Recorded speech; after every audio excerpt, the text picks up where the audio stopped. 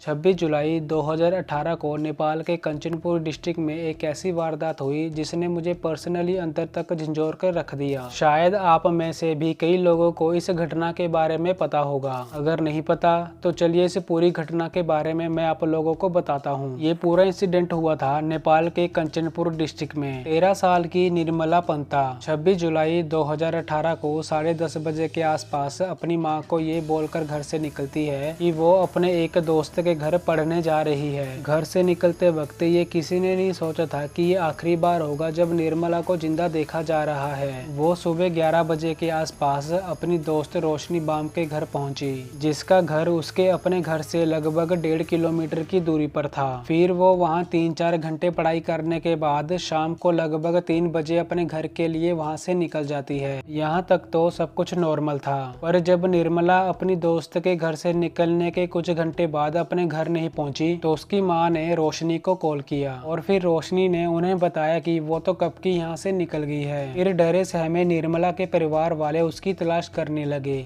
इसके बाद जब वो कहीं पर भी नहीं मिली तो उसके परिवार वालों ने उसकी लापता होने की रिपोर्ट लोकल पुलिस में दर्ज करने की कोशिश की, लेकिन पुलिस ने उन्हें अगले दिन सुबह आने के लिए कहा। फिर जब पुलिस अगले दिन 27 जुलाई को निर्मला की गुमशुदगी की तलाश कर रही थी तो उन्हें एक पानी से भरे हुए गन्ने के खेत में नग्न हालत में एक लड़की की लाश मिली, जो कि निर्मला पंटा की थी। जिस जगह पर निर्मला की लाश मिली थी वो रोशनी बाम के घर से लगभग 500 मीटर की दूरी पर थी। इसके बाद पुलिस इस केस की इन्वेस्टिगेशन शुरू कर देती है। इन्वेस्टिगेशन करते समय पुलिस को निर्मला की बॉडी से जो स्पर्म का सैंपल मिला था वो उसे जांच के लिए डॉक्टर्स को दे देती है। इसी इंसिडेंट के 4 दिन बाद सीबीआई की टीम, जिसे लीड डीएसपी अंगूर कर रहे थे, वो कंचनपुर पहुंचे और फिर उन्होंने अपने तरीके से इन्वेस्टिगेशन शुरू की। कंचनपुर पुलिस और सीबीआई ने 41 साल के लोकल आदमी को अपना सस्पेक्ट बनाया, जो पहले अपने ब्रदर इन लॉ के मर्डर के केस में 9 साल जेल काट चुका था।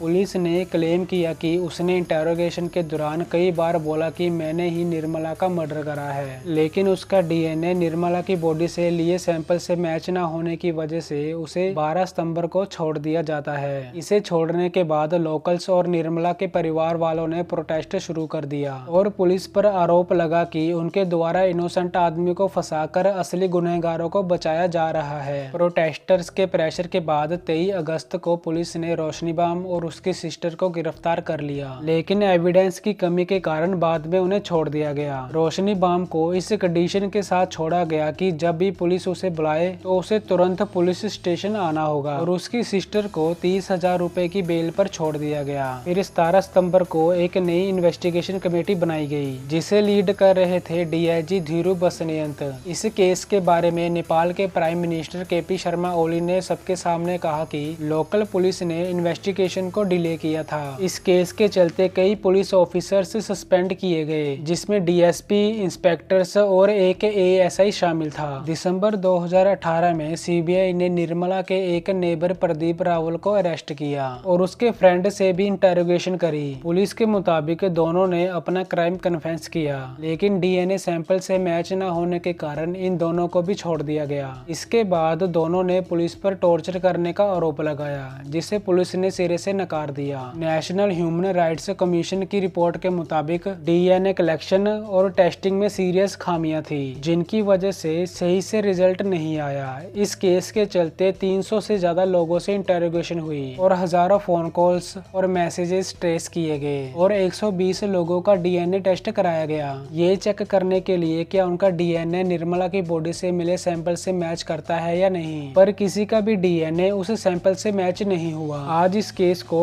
बहुत साल हो गए हैं और सबसे बड़ा सवाल अभी भी वही का वही है, निर्मला के साथ और उसकी हत्या किसने की।